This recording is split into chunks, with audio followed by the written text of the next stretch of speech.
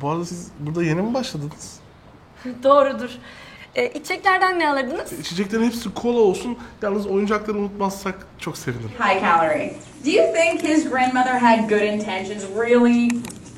Really? He's an engaging character. He has a clear-cut goal. There's an inciting incident. Everything's there that you need in a screenplay. I wasn't certain whether the girl was a fantasy or not, or real.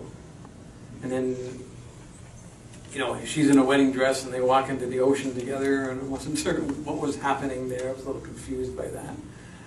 But like the whole setup is there. The whole prince, and he's a good person. He's buying burgers and giving them to these starving urchins in the street. I mean, how can you not like a guy who does that? So we are cheering for him regardless, right? Absolutely. He's hard not to love, really. It's easy to love him as a character. And you guys can tell me what you thought of this. I think this whole thing was an allegory or like maybe a larger theme of just self-love and self-acceptance.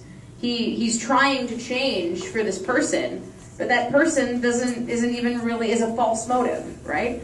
He's happy with who he is. The only reason he's changing is for this other person who's deceiving him the whole time.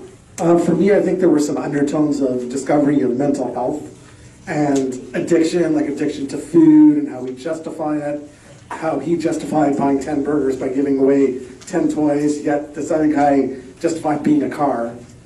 And in the end, it was the car that saved him. So it was, to me, a lot of self-comment on mental health and how we deal with it, and addiction and obesity and how it affects our lives.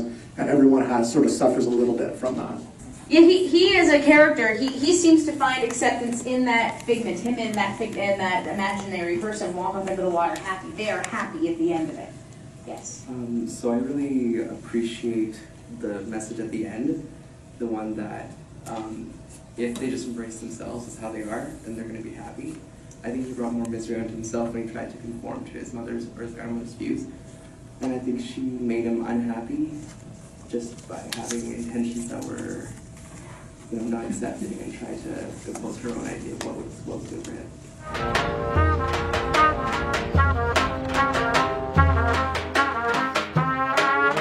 Also, this interesting line she has, where she's like, "I just want you to lose." Like she has this altered motive where she's trying to make him lose weight, but in the very beginning, her first introductory line is, "I made all these meatballs for you. Come get food. You're hungry. You're gonna starve." Like she's really the problem here, and she's trying to like.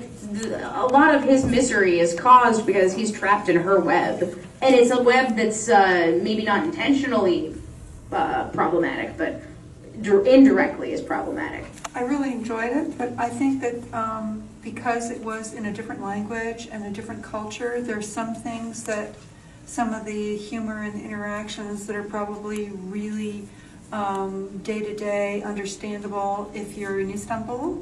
Whereas for us to try and look at a foreign film, there are probably certain interactions and clues that we miss because, one, those interactions are intrinsic to that culture, and two, because we're reading subtitles, although the characters are all very engaging. Who thought at the end that he was going to get with the girl at the counter? I did. I for sure was like, especially when she was like, "Oh, cheesecake with lemon, that's my brother's favorite." I was like, "Give us the tag. Come on, I want to see you on a date later." Like that. I think they left us hanging. I was ironically hungry at the end of this piece. But maybe that's all we need. We just need the hint. We just need the flirtation there at the very end to give us, because maybe happiness is right around the corner once you love yourself first.